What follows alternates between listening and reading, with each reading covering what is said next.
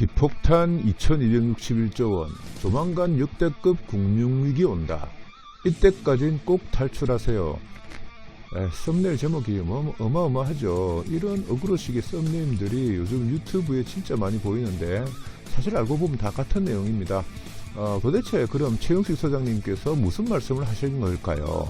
어그로 다 빼고 핵심만 3분 이내로 간단하게 줄여보겠습니다.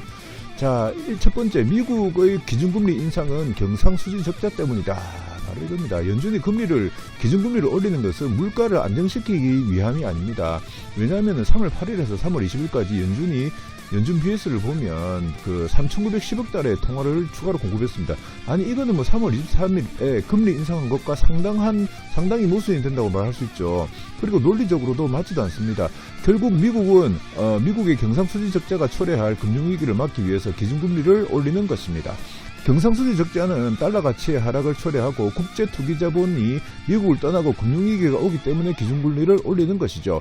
하지만 이것은 금리를 내리는 것보다 금융위기를 약간 낮출 수는 있어도 결국은 신용파괴의 원리가 작동해서 금융위기는 오게 되어 있습니다. 자, 두 번째, 미국의 상업용 부동산 가락 가격과 공실률 증가는 또 하나의 트리거가 됩니다. 그 상업용 공실률이 증가되면 부동산 가격이 하락하고 CMBS의 가치가 하락하게 되고 은행 건전성에 문제가 생기면서 긴축이 일어나게 되고, 그렇게 되면 유동성이 부족하게 되고 신용파괴의 원리가 수면 위로 부상하게 되고 금융위기의 발발 가능성이 있습니다. 자, 그 다음에 세 번째, 소장님 말씀하신 세 번째가 금융위기는 또 언제 발생할 것이냐, 이게 제일 중요하죠. 금융위기가 터지기 전에는 항상 트리거가 터집니다. 그렇지만 언제 어디에서 어떤 형태로 터질지는 누구도 가늠할 수 없죠. 3개월 후가 될 수도 있고 6개월 후가 될 수도 있습니다. 그런데 이런 트리거가 안 터지더라도 늦어도 9개월 후에는 금융위기는 진행할 것이라고 하네요. 자, 그럼 다 주식 팔고 다 토끼해야 되나? 하여튼 9개월 이내는 무조건 대표해야 될 것 같다고 하십니다. 그 다음에 말씀하시는 네 번째가 중국발 경제위기인데요.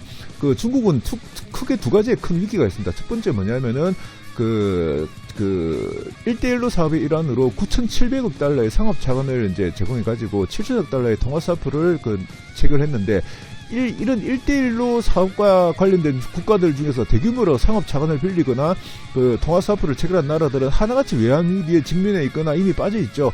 한마디로 워메어머니가 되겠습니다.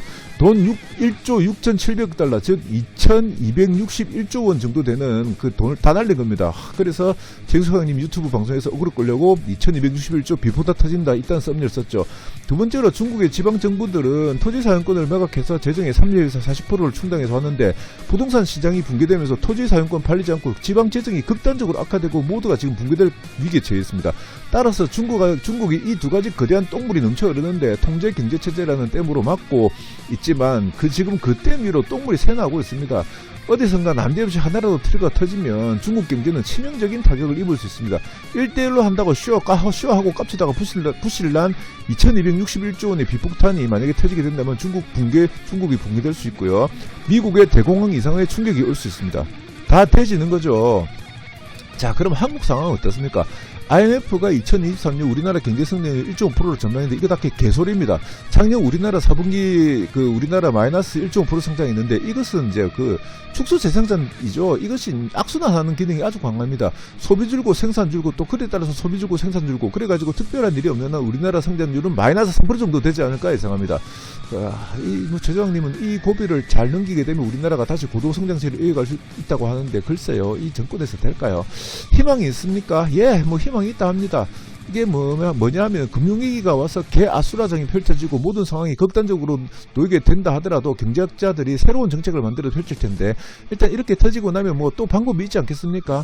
방법이 바로 그거죠. 그때 돼봐야 한다. 사람도 명의를 만나면 병이 나을 수 있듯이 경제도 좋은 정책을 만나면 또 치료가 가능합니다. 역사적으로 보면 아무리 큰 금융위기가 와도 시간이 지나면 다 극복했죠. 장기적으로 보면 극복은 가능하나 단기적 중기적으로 보면 사전시장 갈 충격은 어마어마하기 때문에 다 톡가야 된다. 이게 결론입니다.